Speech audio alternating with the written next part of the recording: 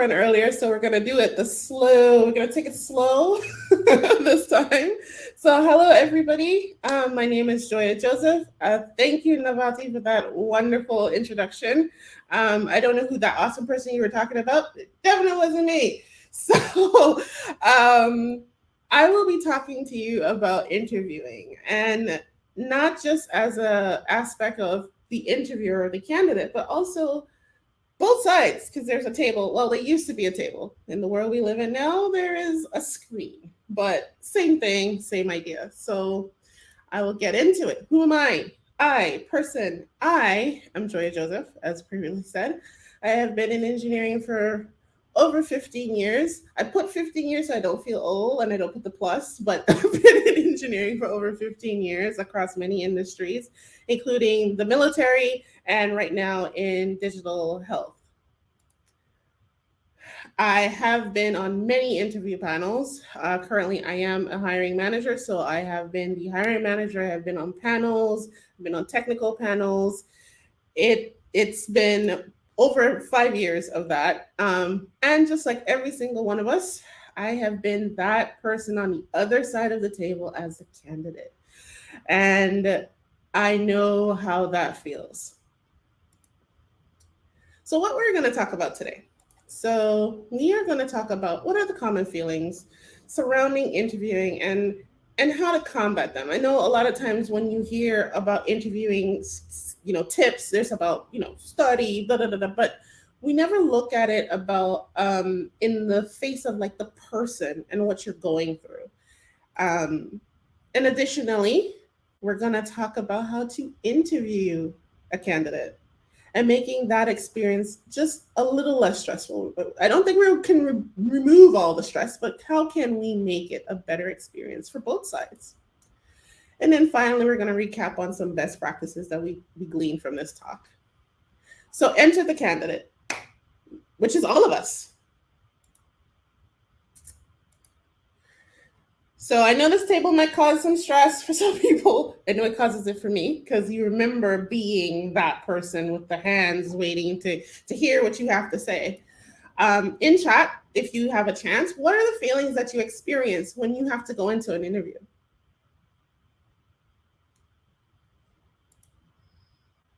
I know one, dread. Oh, I see anxiety.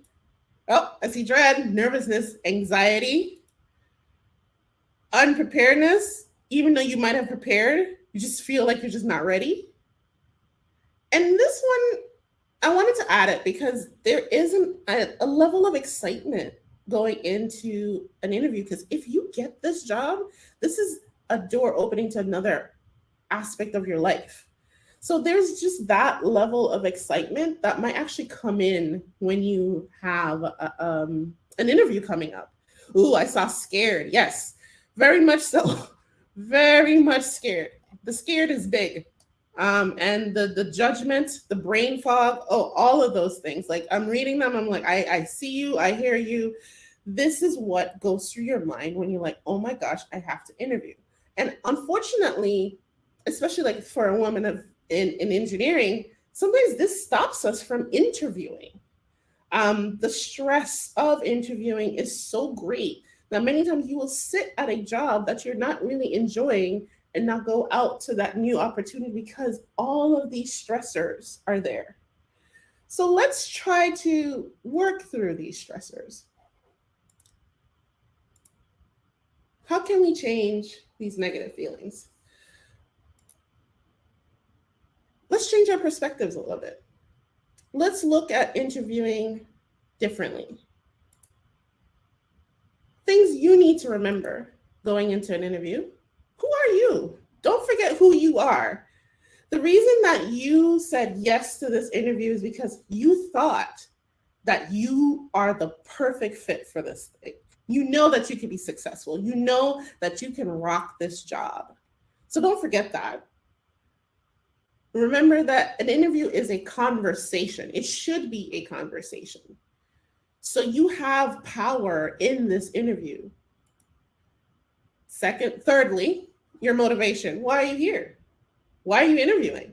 Remember that very well, because that is what's going to be your armor, again, gamer, armor going into this conversation. So let's dig in to remember who you are and why you're here. We have many motivations for wanting to start an interview, the interview process. And in chat, if you have some, go ahead and put some of your motivations why you ever started the interview process. Some, change of pace, change of place. You've been here for a while. Let me see what else is out there. I'm kind of bored. I'm not able to push the envelope. I'm curious to see what is out there, what new technology is out there. I feel like I haven't moved in years. I haven't gotten promoted. I haven't learned anything new. Better standard of living through higher pay. I feel like if I move, I can get better pay. I can have a better life. And that dream job, that opportunity showed up in your email that you weren't even looking for. And that was enough to say, you know what? I am scared. I am worried. I don't want to take on risk, but I have to take this leap. Ooh, career change. That's a big one too. Yeah. You want to change your career, just completely pivot. So now we have our motivation. We have locked in. We're saying we're going to do this interview. A lot of times I see people trying to meet the job description and forgetting who they are. You are unique. Each one of you are unique. You have your strengths, your strong strengths and your soft skills.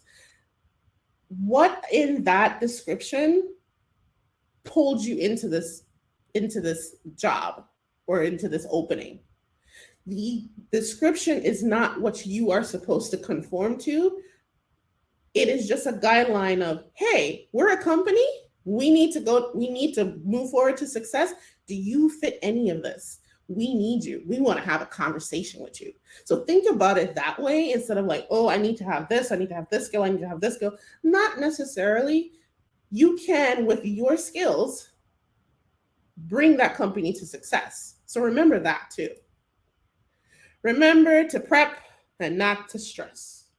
I will say that again for the people in the back. Remember to prep, not to stress. I am guilty 100% of this. Interview burnout is real.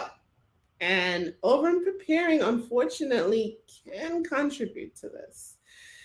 The consequences of practicing too much and going to all the LeetCode things and always just basically hyper focusing on being 100% ready, you actually can bring in self-doubt. You bring in worry and anxiety. And worry and anxiety has a nice way of saying, hey, are you actually good enough? You got this LeetCode wrong. Yeah, maybe you're not as good as you think you are. You didn't understand, or you didn't do well at a mock-up interview thing. Maybe I shouldn't have interviewed. Those are not founded.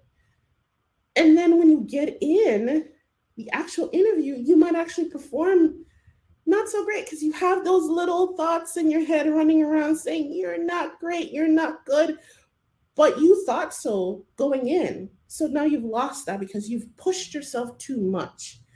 And so in that same vein, prepare. And I'm not saying not to prepare because I'm going to bring this up. On the other hand, going in without being prepared, well, you're going to get all of this plus more. So that already puts you at a negative, but prepare. But remember to be mindful in your preparedness. Focus on what you're trying to get out of the preparedness, and then make sure that you come to a level of calm about it and be stress-free. Because you're going into the interview. And going into an interview, much like me going into this talk without getting myself centered, you're going to be stressed out. And things are just going to fall on the floor. And I remember somebody said fog brain. That's where the fog brain comes in. So we're in the interview. You're sitting across from somebody, or in this world now, you're staring into a camera like I'm staring in at you guys. Hi. Put your best self forward. Who are you? Remember that motivation and that thing of remember who you are. You're not a job description. You are you. Put your best you forward. Be aware of your mental state. I have a little story here. During an interview that I was not looking. It came to me, and it was one of those dream jobs.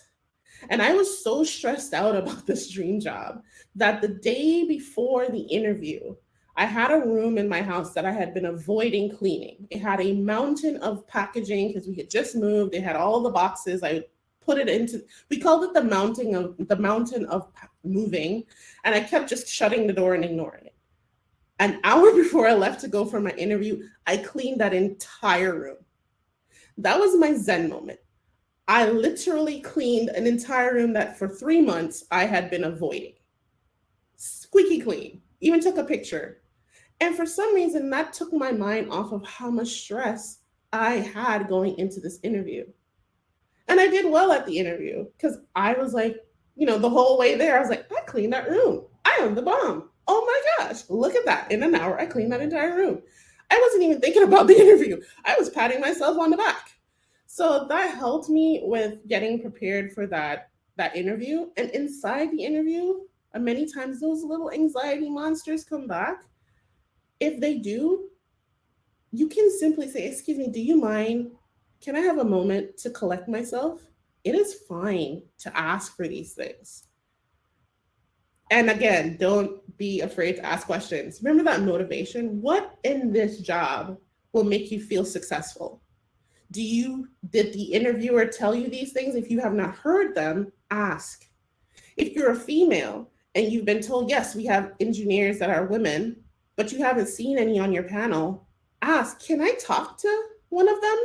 Can I hear their experience? If you have a family and this is very important to you and work-life balance is important to you, ask those questions about work-life balance. This is a conversation. And then after the interview, take time for yourself before you move into another thing, before you envelop yourself into another task. Take a deep breath, decompress. I will be decompressing after this talk. Take that time to recenter yourself. And then later on, envision yourself at this company. Do you see yourself at this company? And of course, these are the tried and trues. Some popular interviewing advice. Practice, practice, practice. There's my caveat from before though, but don't stress yourself out. Have questions ready to ask. Remember your motivation. Have those questions ready to ask. If you don't get those answers, send an email. Ask those questions later. Research the company you're interviewing for. Is it really the company you want to work for? Is it really the company you want to put yourself through this process for? So now, our interviewers, lock in. If you are an interviewer, this is some interesting stuff here. And if you are usually the candidate, this is a sneak peek into being an interviewer. So all our interviewers in the chat, tell me your feelings about interviewing. What are the feelings you have when a candidate is coming to you to interview? Nervous. You are the face of your company. You're usually the first point of contact this candidate has with the company. You have to show a good face because you want this person to work here. My screen hates me. Anxiety and wanting it to be over. Again, you are the face. You have to make sure you market the company. You have to make sure that you figure out what's going on. Ooh, cautiously optimistic. Yes, I love that one. And then wanting it to be over. I know this is a very interesting one, but we are working. Most of the times there's things going on throughout the day and you now have an interview in the middle of all of that. A lot of times you're just wanting to be that thing to be over, this task to be over so you can get back to what is on task for the day. So it's not a positive thing, but it's the truth. Interviewers are also at the same time at their jobs and they're taking time off to come in and figure out if you're a good fit. And the anxiety comes with that too. Are you a good fit? I have to make this decision. Let's understand the assignment. How can we change these negative feelings? We need to change our perspectives again on how we conduct the interviews. Things to remember. You are a human. Interviewer, you're a human. You're not a robot. Just checking, you're not. You are a human. and you're talking to another human. So remember our normal graces as far as that goes, a correspondence with humans. It's a two-way conversation.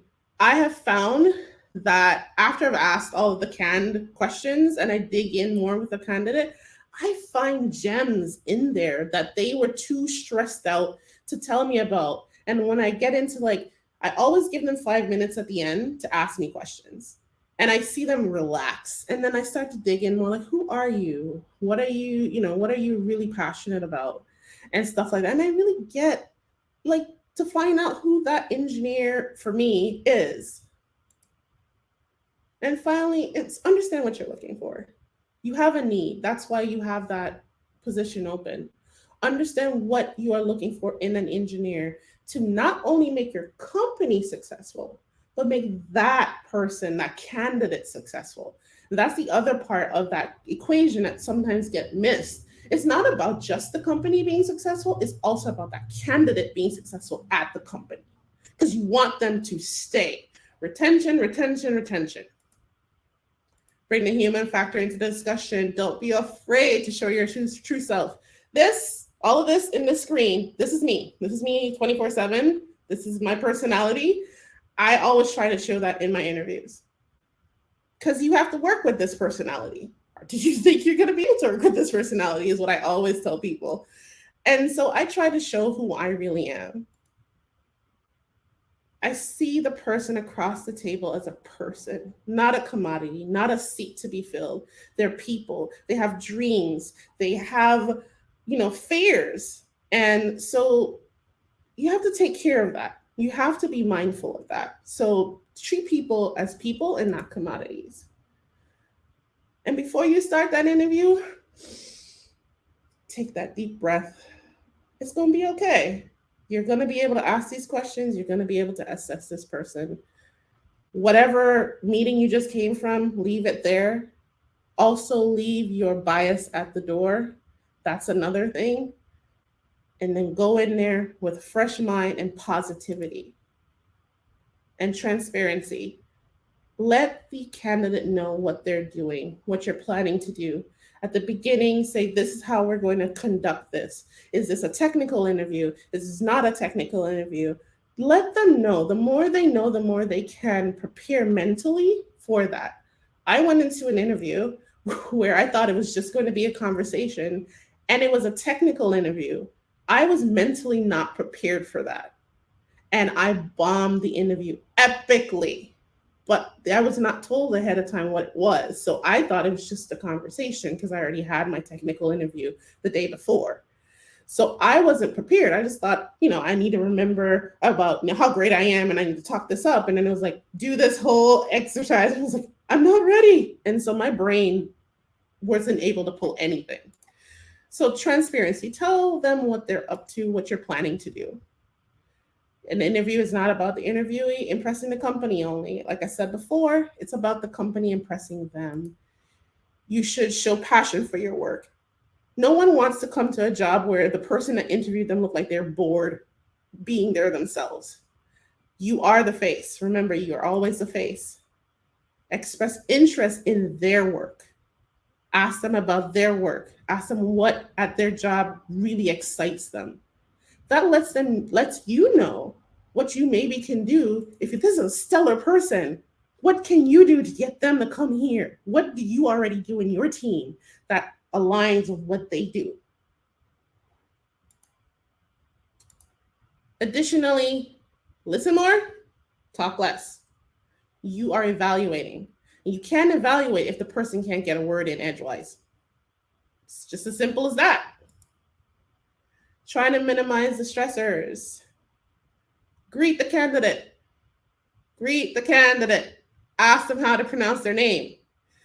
I know it sounds simple, but just asking somebody, hey, how do you say your name? It makes them feel like they're a person in their scene.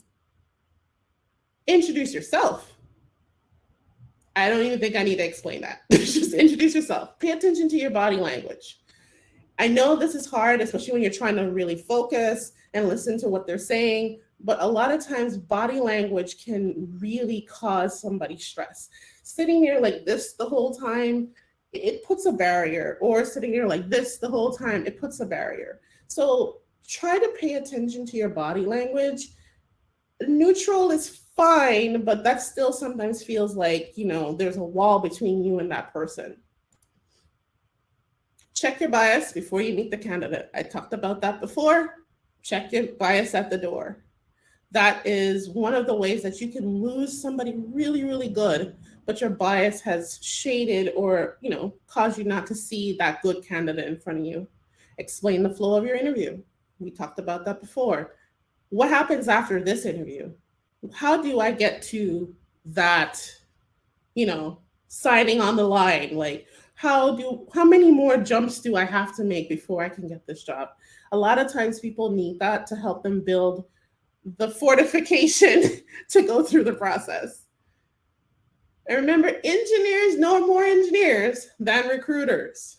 Leave a good impression, even if it's a no. The fact that somebody went through your interview process and it wasn't completely mind-meltingly stressful, they will tell their friends, and they also will remember. And engineers know more engineers than recruiters. And when I say no, they know them on a personal level. They work with them. They will more take the advice from another engineer than a recruiter they've never met. So our recap, things we know. Be yourself. No matter what side of the table you find yourself on, be yourself. You're awesome. Why not? I think that's pretty much a given. Be yourself. See all interviews as conversations. Ask questions.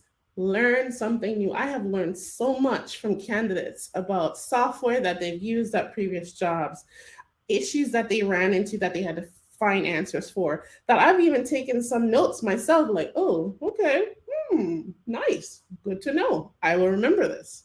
It's a conversation. Glean something from every one of these interactions, either side of the table. Remember that participants are people. We're all people. Treat everyone with respect, no matter what side of the table they're sitting on. Be mindful, be thoughtful, be prepared on either side of the table. And if my computer will be nice to me, what does a successful interview mean for you? Take that with you wherever you go, whether you get the job or not, or whether you get the candidate or not. Was the interview successful? That means a lot.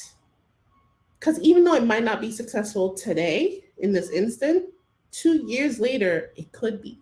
That person could work for you. You could work for them. And you totally got this.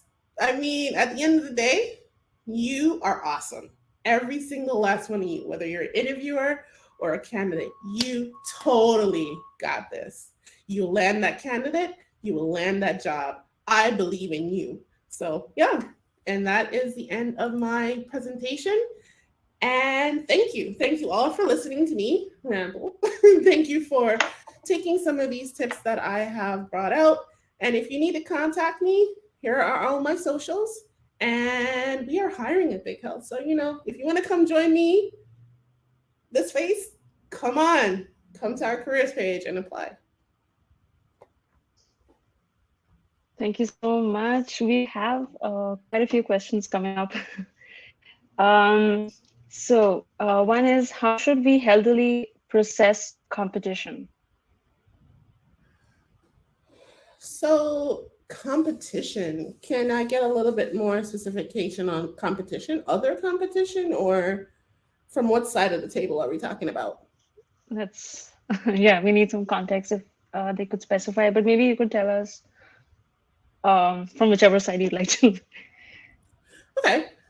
So if I'm a candidate, the other competition, I wouldn't think about them, honestly, because you're not here. If you are interviewing for a job, the only thing you healthily can worry about is you.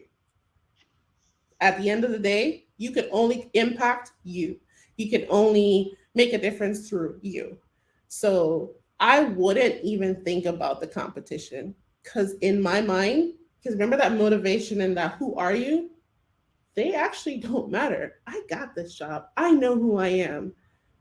So for health wise, I would say do not think about the competition. That is actually irrelevant to what you're trying to do. And as far as the interviewer, that's a little bit more nuanced because you are taking in a whole pool of people and trying to find the best one. And it boils down to the last part I had on one of my slides, which is remember the assignment, remember what you're looking for. In that moment, what is your need? You might have a stellar engineer, for me, I will say engineer, that fits almost all, like they're awesome, but do they fit your need at the moment? And if they don't, then unfortunately you might have to like pass on them. So remember the assignment, remember what your need is. So that will be my answer for both sides in the context of that Perfect. question. Thank you for that. And there's another question. How do you assess if you are over preparing? So a big tell if you're over preparing is anxiousness and worry. If you are if you're worrying that you're not prepared, probably might be a bit over prepared. Um, and there's a way of balancing preparing and life. You have to balance that. Like if you're gonna do like 5 hours, well, that's a lot. But if you're gonna do a lot of preparing, you have to balance that out with something fun. Do something else. Um, I would not say prepare the day of. Do not do that because you're going to give yourself too much things to think about. You go into the interview, they might not ask about anything you prepared for, and your brain is just going to go and it's going to break down. It's going to go, oh no, I didn't prepare for that. Over preparing, you can't prepare for every single possibility, every single question. Just make sure you get the core parts down. That's the basic thing. Make sure you do this job for, especially people who are seasoned, you do this job every day. What are you over preparing for? Refresh theory, sure. For newer people, you're just coming in. Expectations are where expectations are. Do not push yourself to the point that you break. So that's the part that you have to remember. Do not push yourself to the point that you are broken before you even enter the interview. It is a stressful process. No matter what, even with these stressors that I brought out and how to combat them, it is and will always be a stressful process because there's judgment underlining it 100%. Do not set yourself up for defeat, essentially.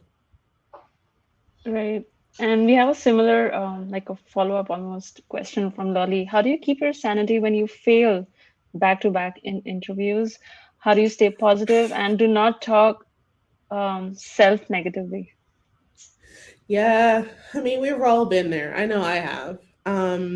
And one of the things I've been able to dig myself out of that is, you know what? Just wasn't an opportunity for me. There, every door that closes, even though you get a few close, that means there's something else out there for you. Use them as learning. So always use a door closing as a learning point. So you have to flip it on its head. Yes, I wanted that position. For some reason, they went somewhere else. Again, think about it on their side. They have to fill a need. You might not have been able to fill that need at that moment. But one of the things I kind of do is I send an email. You might not always get a response. Is there anything about my interview that you think I should have done better? Turn it into a learning point so that the next one just that little bit more prepared. And always remember your motivation. Remember who you are. Just because somebody said that you do not fill their need at that moment does not minimize who you are and minimize how great you are either. So remember that. I think that's the best way to kind of combat that is remember that. Just because somebody said no to you doesn't mean that you stop being awesome. It's just that you're just not awesome to them at that moment or that you can't fill their position at that moment. That's all. It's rough though. I will say it is rough though. Yeah, we had a similar question. I think this answers it as well about how to handle rejection when you thought you were the perfect fit and this was your dream job. Joanne asked, but sounds like a similar question. Yeah. There's also And one oh, more. I want to add one thing to that. Just because it's a no now doesn't mean you can't reapply later. Remember that. A no isn't a definitive no, never, we don't ever want to see you again. It just means no in this moment. but reapply. If that's your dream job and you want to be there, do what you need to do, take the notes back and reapply. So true. Yeah, and then you know how when they ask, "Do you have any questions for us?" So sometimes I'm not sure what to ask. Any tips on what questions to ask so that it doesn't appear scripted? Yeah. So remember the motivation part that we talked about. So what on that team will make you happy? If you were to join this team, what are the things that you would be looking for to make you happy on that team? For me personally, I like to be, I like to learn. I need to know, like, hey, what do you guys have to help push the, push me as a professional? What do you have to push me to that next level? If it's about DEI, do you have other people on the team that identify as diverse? How do you work with that? If it's about like, you know, what kind of technology do you have? Just whatever it is that interests you and made you stop and say, hey, this job sounds pretty cool. Ask the questions around that. And usually then it kind of takes off into a conversation. It's sometimes hard to figure out what can I ask, but ask the questions that are important to you. Yeah, that's awesome advice. Autumn has a question about if a candidate is stressing or panicking during a technical interview, what can we do to reassure them and get them back on track? I laugh because this has happened to me. I had an interview where the candidate started having a panic attack right next to me. I stopped the interview. Uh, that is the number one thing. If you see a candidate that is clearly stressing out or having an anxiety attack or just really having a hard time, sometimes they don't know that they can put that foot forward and be like, can I have a moment? You give them that moment. You go, do you need a moment to collect yourself? Do you need to breathe? Take some time to breathe, even if you have to direct them to do it. I need you to, calm down, stop, take some time to breathe. Do you feel that you want to continue? And that's what I said to him. I was like, hey, I see you're having a hard time. We can scrap today and you could come back tomorrow or sometime this week and we could do this all over again and forget that this even happened. Because I saw that he was a good engineer, but he just was having an anxiety attack. So that mindfulness of the mental state, sometimes you have to see it for them to understand. And as an interviewer, if you see somebody's having a really hard time, give them some grace. Let them collect themselves. You sound like an awesome interviewer. I don't know Um, that. so, related to mental health, there's a question now. Would you hire someone who took time out for mental health reasons and is now restarting again? Sure. Having that knowledge and that understanding of who you are and how you operate, taking time for your mental health is not a negative thing. Never should be. Do what you need to do to be the best you at the end of the day. So if you need to take that time to regroup, figure out who you are, deal with whatever you have to deal with, center yourself again, that honestly has nothing to do with your skills. But that is you taking care of you. So as an interviewer, that is good to know. I'm happy for you, but I'm not going to use that as a thing like you shouldn't work here because you took time to take care of your mental self. That is commendable as a person, like as a person to person, like good on you, And if you need that to move forward and to just get you to that next level, do what you need to do for you because you're the only person that can do that, honestly. So, yeah, So take mental true. time. Yeah, so true. So there's someone who wants to know that do companies even give you another interview or chance once you have failed an interview in their company before? Yes. A lot of times I know or they have like a space of time that they would say, like, if you've interviewed, give a 3 months. It depends on the company. And that's something, if you have that as a question, remember that part about ask questions, ask that question. Even if you haven't been told that you failed or passed, if it's important to you that you want to, if you fail, come back, ask that question during the interview. Hey, if this doesn't go that well, what is your policy on reapplying for this position or any positions at this company? And they probably will let you know. It's different across the companies and across the industries, but it's just a simple question that you can ask in that interview with the expert who's sitting right in front of you. So yeah. That is, yeah, that's an awesome tip. It's a good question to ask.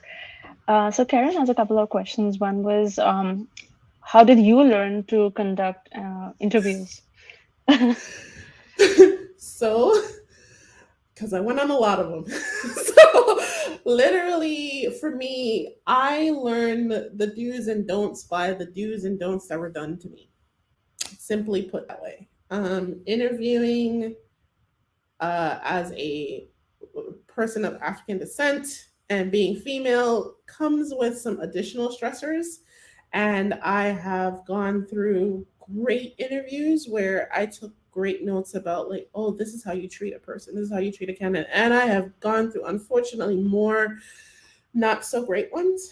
And once I got into the role of actually conducting interviews, one of the things that I took to myself is I don't want anyone ever to sit across from me and feel the way I felt during some of my interviews.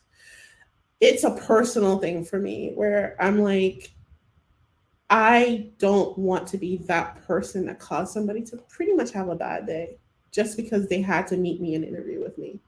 Because I'm not here to judge people's lives. I'm just here to assess if you meet my need right now or my team's need. Um, and so, yeah, I it's trial and error. I will say that it's a lot of trial and error. One of the things that I always ask at the end of my interview processes with my candidates is, can you give me feedback? Whether it's positive or negative, I really would love to hear how this interview process has been for you and how we can make this better. Um, and I actually ask them, like, please, please, please. Feedback is good. Being open to feedback is also really good, and that's how I've been able to judge it. And also, if you are on a interviewing team, having others shadow you is really good because sometimes you don't see the things you do. And so if another manager or whoever else can shadow you, they can point out the things that you do that you don't even notice, like the hand gestures, the body postures. I actually got one the other day, the poker face, because I was having a bad day. And generally I'm very this, but it was, I was very poker face during the interview and it was good feedback. Wow. You should see the love you're getting on the chat. Oh, People are like, um, I want an interview with Joya just for fun. Um, yeah, we're and then hiring. and I saw somewhere someone said that you are the MVP of interviewers. I don't know, but I'm Awesome. Like, still learning. Let's be fair. I am still learning. I am still learning to be able to go through into an interview and leave an interview and not leave with stress on myself. Also, it is a learning process. Um, but I am so happy and thank you very much for that. so I'll go on to the other question Karen had, which was, did anyone in your organization inform you what questions you can ask in the US, or did you have to wing it? So we have canned questions. I think like most interviewers do, you have a bunch of canned questions just to assess the fit, essentially. For the let me switch. For non-technical interviews, you have usually a very canned questions. And even though you do have those canned questions, it is not bad to sometimes dig into a little bit more into the answers you get. Again, stress, anxiety. The candidate usually gives you like this high level, I think this is the right answer. If you dig in just a little bit more on that bottom layer, you might find some interesting things. Positive and negative, I will say that.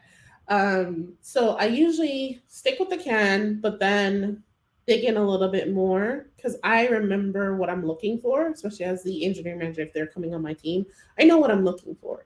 So I know it's there. I just need to get to it.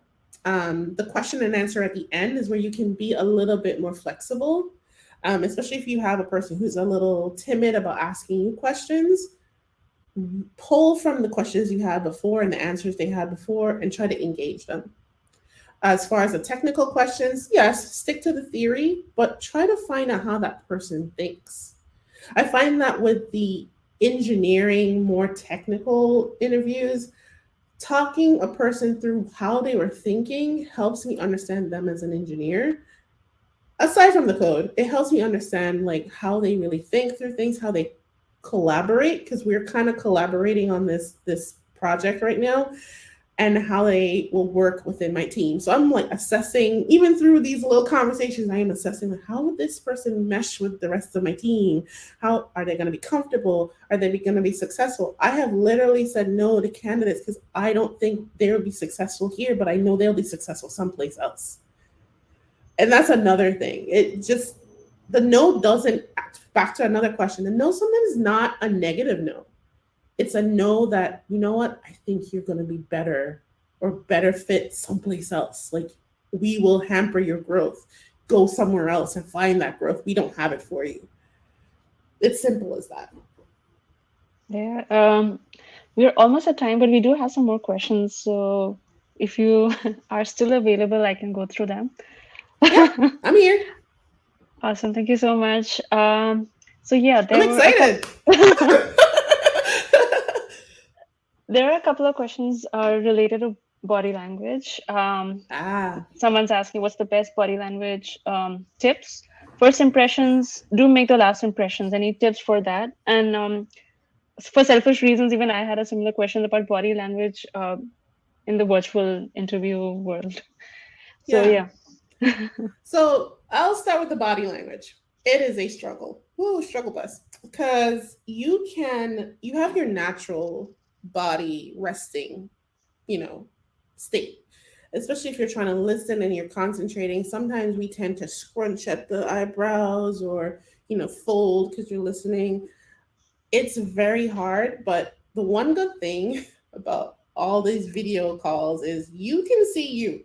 Wherever you have the screen that shows you, keep it there because you can then keep an eye on what you're doing. I've had to shift my body a few times where I'm picking up like the person's a little stressed and I go look at myself and I'm like, oh, okay, I'm doing this, and they're probably like, oh no, she's upset, I'm scrunching. So you kind of try to stay neutral.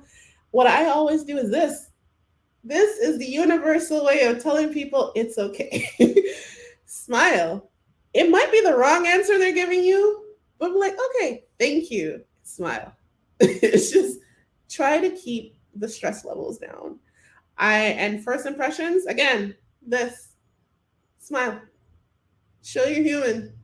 It's just the human, it's in a human interaction in an interview. It's like, hi, my name is Joya. Nice to meet you. That's good first impression. You're actually somebody you could talk to. Um, yeah, so first impressions, don't overthink it.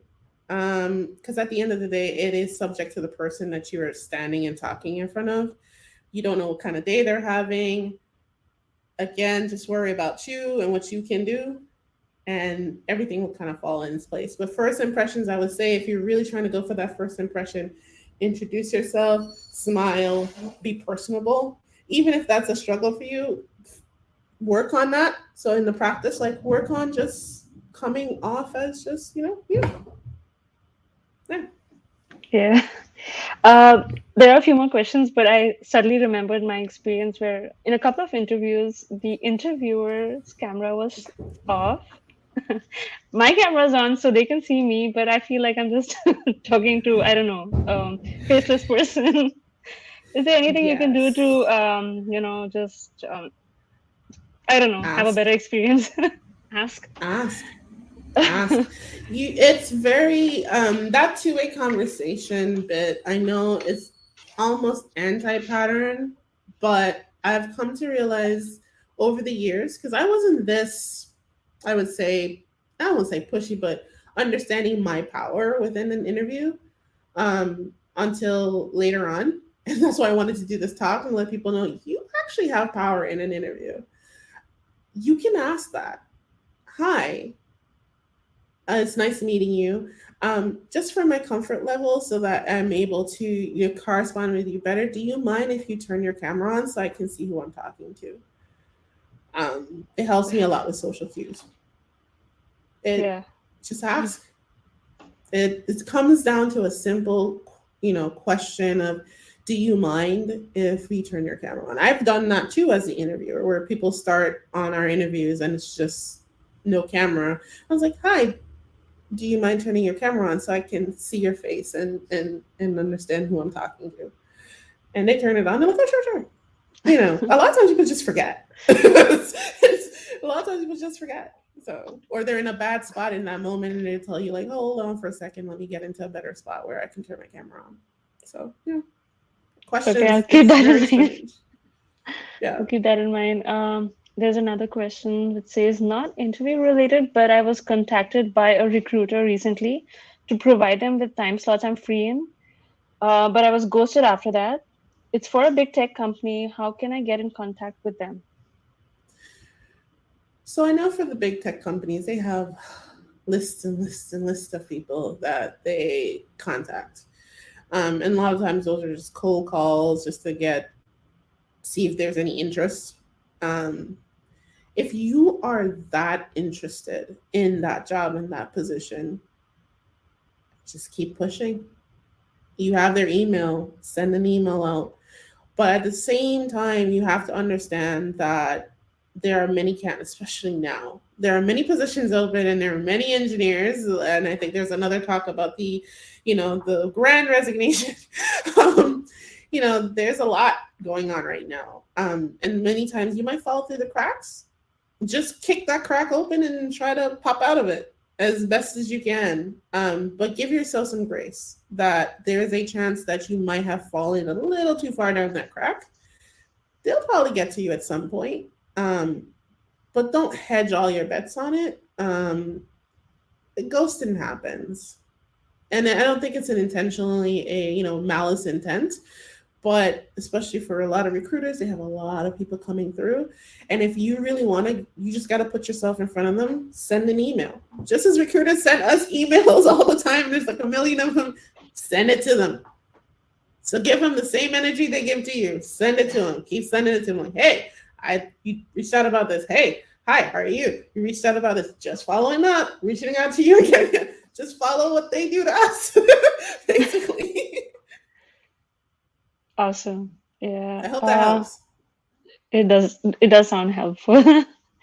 Yara has a couple of questions. So one is it a good idea to ask company-related questions as an interviewee at the end of the interview? Or does it give the impression that you have not researched the company, even if you have?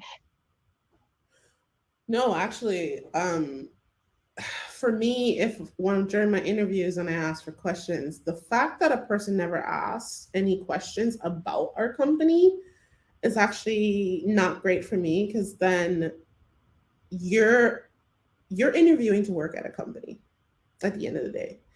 And you're trying to suss out if this company is a good fit for you.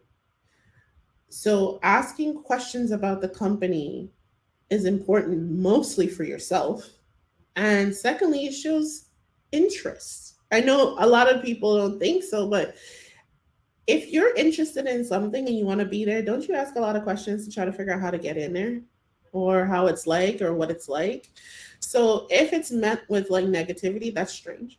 But most of the time, asking questions about the company is positive.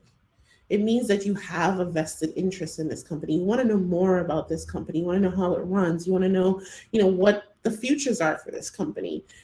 That kind of shows that you're trying to see yourself at this company, to me. So no, ask questions about the company. It doesn't show that you don't know anything. There are certain things that you can ask, like that does show, like, where is this company at? There are some questions. I will say there are some very telltale questions that will be like, you have not looked at this company whatsoever. Like, what do you actually do? Like, that's not probably a question you should ask.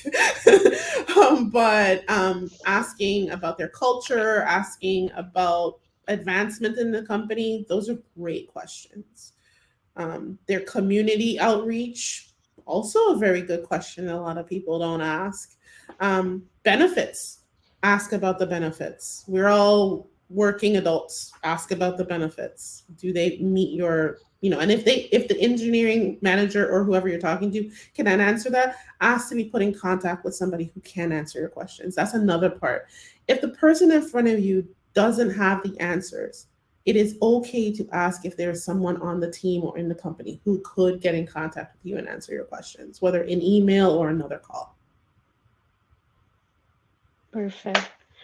And the other question Yara has is, I have a hard time collecting my thoughts when asked a question, and I have to write them down even if I know the answer. What is a good way to overcome this during an interview? Yeah, I know during interviews, the first thing you want to do is say something immediately, just so that you can show that you're, smart as a whip. Um, and taking a moment to collect your thoughts is not bad. One thing to help with that is express to the person that that is what you're doing. During my interviews, one of the things that I do, because I have to take notes while I'm doing my interview, at the top of the interview, I tell them, if you see me looking off to the side, pausing, or generally not saying anything for a few minutes, do not take that as me losing interest in you. I am over here taking notes, and I probably spelled something wrong, and I'm trying to remember if I comes before E. So I tell them straight off at the top, this is a thing that I do. Do not don't take it as a slight or anything. And you could kind of do that on your side, like, hi, blah, blah, blah. I tend to try to collect my thoughts before answering. So if you see me writing or anything, it's usually I'm trying to collect my thoughts and write them down.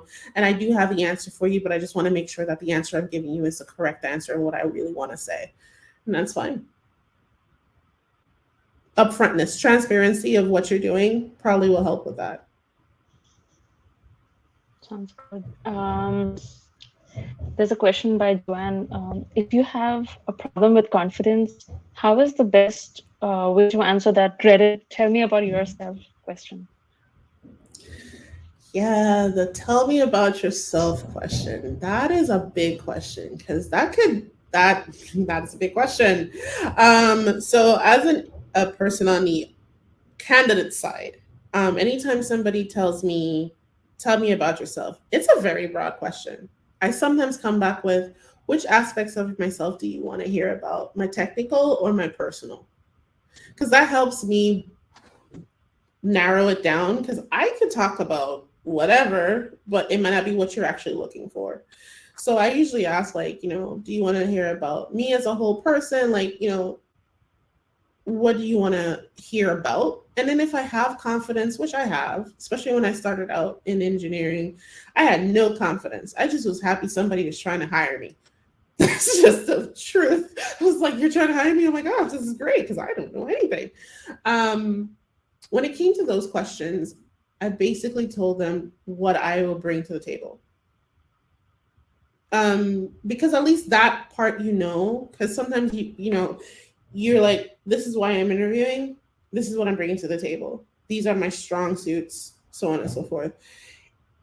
The interviewer, if they're a good interviewer, will then dig in and try to, glean what they need from that. But you give them a starting point.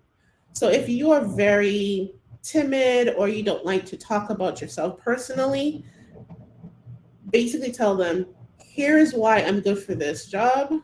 This is who I am personally. I am an engineer that has done 5 years in React, blah, blah, blah, blah, so on and so forth. I work very well with my teams, stuff like that. You don't really have to get into that personal part if you're uncomfortable, because your comfort level is very, very important. And then usually a good interviewer will be able to like pull what they need from it and ask you additional questions to help you with that comfort level. But if you do have like that confidence comfort level, don't push yourself. Just say, these are my skills. Usually that's kind of what they're asking anyway. So these are my skills and this is who I am. Yeah, that sums it up really well. So state the facts. There you go. State the facts. State the facts.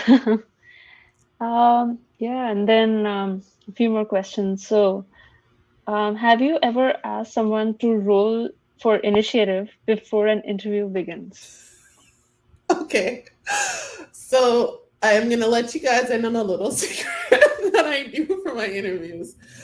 So I do a lot of wrap up interviews, and one of the questions I ask all my candidates is, if you were part of a fantasy party, what would you be your character, and then how do you translate that to your team?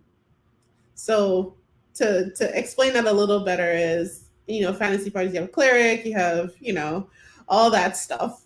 And so when you think about your team, where do you see yourself? What's your role? So for me, I tend to be the cleric. So I'm the one that's looking out for everybody, making sure that their mental health is good. How are you doing? Are you sick today? Go home. So I'm that healing person. I'm usually the person that's laughing in the corner somewhere. That's, I guess, cleric bard. Like, that's my role. Some people, like one person answered that they're a warlock. They're powerful in the back. They do a lot of things in the back that are really powerful, but they don't like to stand in the front. So yeah, that's my me bringing me into the conversation of, like, and also trying. There's two parts to that. It's me bringing me into the conversation and trying to diffuse some of the stress, where it's not a deep question they would think, but it's actually a deep question for me because I'm understanding what your role is in the team as far as team dynamics, but answering it in a fun way. So yeah, I've not done the initiative part. I might, maybe. Awesome. Yeah, that was a fun question.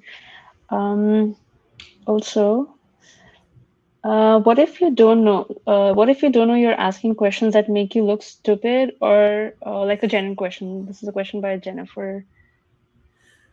So I know this is cliche to say, but there are no stupid questions. If it's a question that's important to you, it's a valid question. There is a chance that the person in front of you does not know the answer to that question, but that does not de-emphasize the fact that it's important to you. You asked the question, so that is why you asked it. Like, it was important to you. So I wouldn't say that there's a stupid question, but there might be a question that the person in front of you cannot answer.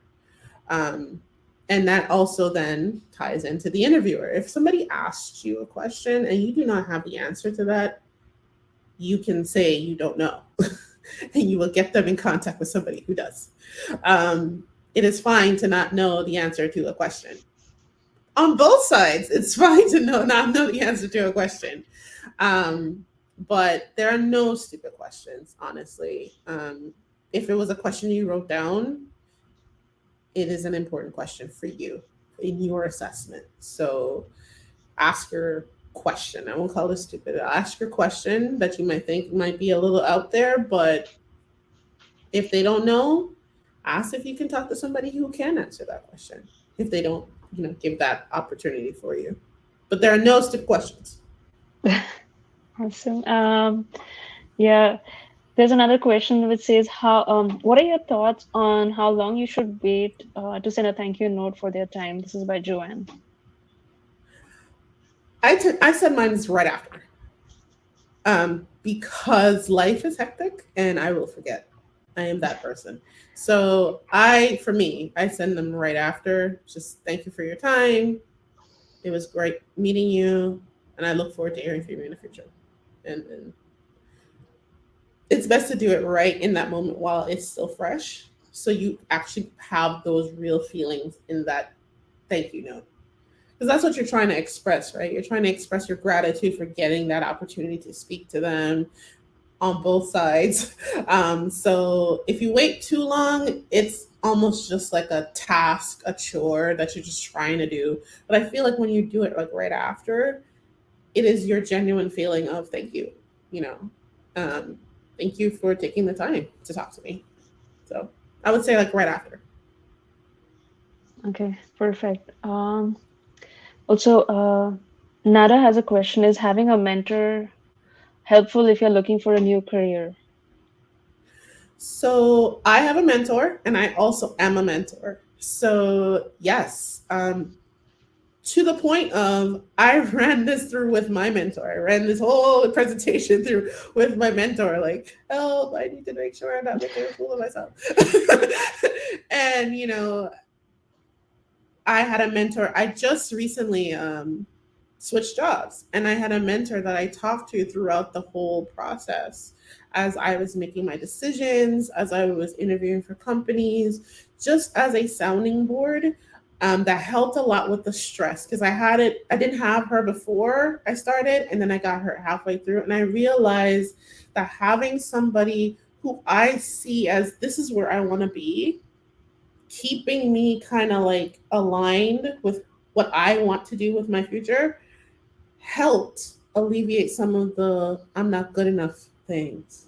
I I don't know if I should be making this decision because it's almost like you have your own hype party behind you. To be fair, it's like you have your own hype woman or hype man. So she was there to tell me like, hey, yeah, you're this remember what you're trying to do, remember where you're trying to go to, does this fit, this does align. It's She was a very good navigation point for me. So yes, if you can get yourself a mentor, this is a call out for mentoring. If you can get yourself a mentor, get yourself a mentor. And if you are that good, mentor somebody, bring somebody else up. Like, especially in our as women engineers, women mentoring other women as we move forward gets more of us into engineering, gets more of us into tech.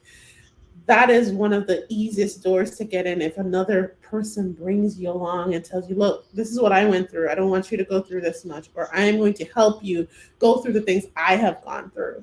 I wish I had a mentor all this time, but I have one now, and I am also mentoring a young lady in college because I want to help her not have to deal with some of the things I unfortunately had to deal with. So yeah, get a mentor. It's one of the best career decisions you could ever make. That is such a great message. And on that note, Women Who Code is a great place to find mentors and be mentors. So do do join us in that. Lolly has a good follow-up question for the one with the emails. What Yes. if you don't have the interviewer's email to thank them? Do you ask them at the end of the interview? You usually have a recruiter. And if whoever you were using as your point of contact to the company, a recruiter usually will be able to hand that over because they do callbacks with the companies and assess and recap. And so if you send it to your recruiter, they will forward it to the actual company and who needs to be told. So if you're talking to a recruiter, send it to your recruiter and ask them to pass it along to the company. And if you do have the company's email or one of your interviewers' emails, send it to them also. So yeah, if you don't have that in with the company, just send it to your recruiter and request to be passed along. Perfect. And then there's one more question about what are some typical scenario questions that are asked? Scenario questions as far as we'll need a little bit more clarification on that one as far as what Maybe exactly. I'm assuming that they're talking about behavioral questions, but I'm not too sure either. Hmm. Well, I'll go with behavior. So a usual question about behavior will usually be if there is contention, and again, I am engineering, so I will be in answering this. If you have contention with a another engineer, how do you handle, coming to middle ground with that? That's more of a behavioral thing. Um, if you have a process you want to introduce, how do you introduce that to the entire team and get buy-in? Those are kind of questions you'll get about behavior because it's your soft skills that are being called in to play here. And a lot of times it's good to get an assessment of somebody's soft skills. So those are the scenario questions you'll get. So it's more of an assessment of your soft skill. That's very helpful. And yes, they clarified they were asking about behavioral questions. So Oh, okay. perfect. Yay. Ching. Perfect. Wow, thank you so much. There's one last question, and then we can wrap it up. At what Sure. point should you, as a candidate, bring up money? In other words, Oh. at what point in the interview process and which interview? Okay. So the reason I said that is because I've had this happen when you should not. You should not bring up money as the first question that ever comes out of your mouth during an interview, because it kind of skews what your motivation is for. I mean, if money is your motivation for the job, I still say don't say that. Don't let that be the first thing out your mouth. It should be a conversation you should have though. I will say that. A lot of people tend to say, no, don't ever ask. You should. It is part of the job, it is part of the position. So ask those questions. But first, ask about the thing that you are interviewing for. What is the core skills that you're interviewing for? What is the position that you're interviewing for? Ask those questions first.